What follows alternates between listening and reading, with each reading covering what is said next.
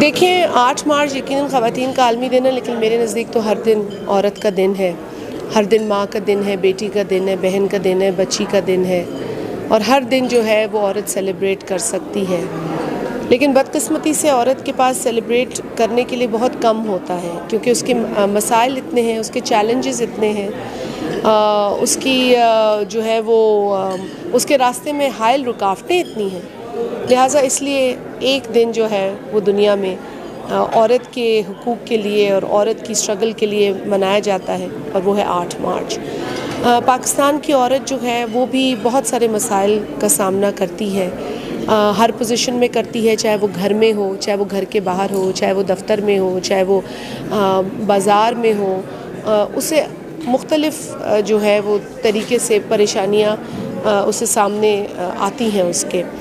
تو یقیناً ہمیں ضرورت اس بات کی ہے کہ عورت کے لیے جو ماحول ہے وہ سازگار ہو، کنڈیوسو ہو، جہاں پر وہ اپنا کام کر سکے، وہ پاکستان کے جو پاکستان کی ترقی ہے اس میں اپنا حصہ ڈال سکے. تقریباً نصف آبادی جو ہے وہ خواتین کی ہے، لیکن اگر آپ لیبر فورس میں نظر اٹھائیں تو بہت کم شرح ہے عورتوں کی لیبر فورس میں.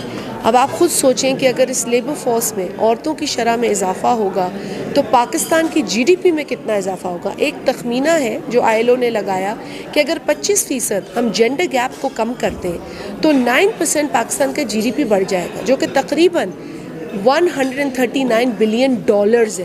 پھر تو ہم IMF کے آگے بھی نہیں ہاتھ پھیلائیں گے، کئی لوگوں کو جا کے منتیں ترلے ہمیں نہیں کرنی پڑیں گی، ملک کے حالات بہتر ہوں گے. ہمیں اپنی عورتوں پر بھروسہ کرنا ہے، ہمیں اپنی عورتوں کو انوائرمنٹ دینی ہے اور زیرو ٹالرنس دکھانی ہے. کسی بھی قسم کی زیادتی اگر عورت یا لڑکی کے ساتھ ہو، یقیناً کسی بھی معاشرے میں ابیوز قابل قبول نہیں ہے، چاہے وہ مرد کے ساتھ ہو، لڑکی کے ساتھ ہو، لڑکے کے ساتھ ہو، یا جو عورت کے ساتھ ہو. لیکن اس وقت جو ابیوز کی شرح عورتوں کے ساتھ ہے وہ بہت زیادہ ہے.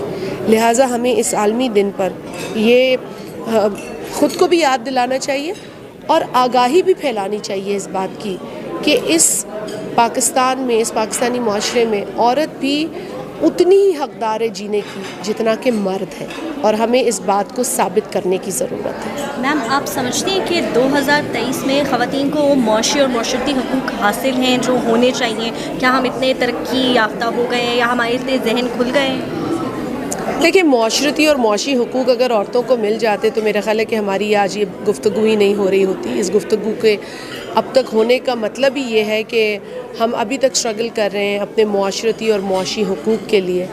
اور یہ ایسے حقوق ہیں جیسے میں نے کہا کہ ذاتی طور پہ ایک عورت کو بہت فائدہ دیں گے، لیکن سماجی طور پر ہمارے ملک کو بہت فائدہ دیں گے.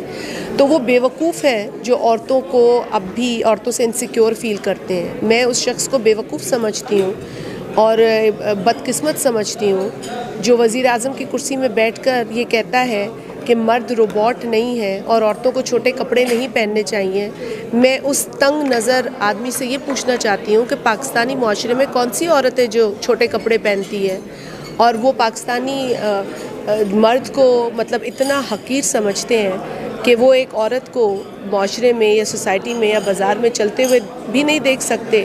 تو مطلب حیرت ہوتی ہے ایسے لوگوں پر جو لیڈرشپ پوزیشن میں بیٹھ کر اس طرح کی گھٹیا سٹیٹمنٹس دیتے ہیں. جب تک یہ مائنڈز نہیں بدلیں گے ہماری سوسائٹی نہیں بدلے گی، اور جب تک ہم ان مائنڈز کو کنڈیم نہیں کریں گے تب تک ہم نہیں بدل سکتے.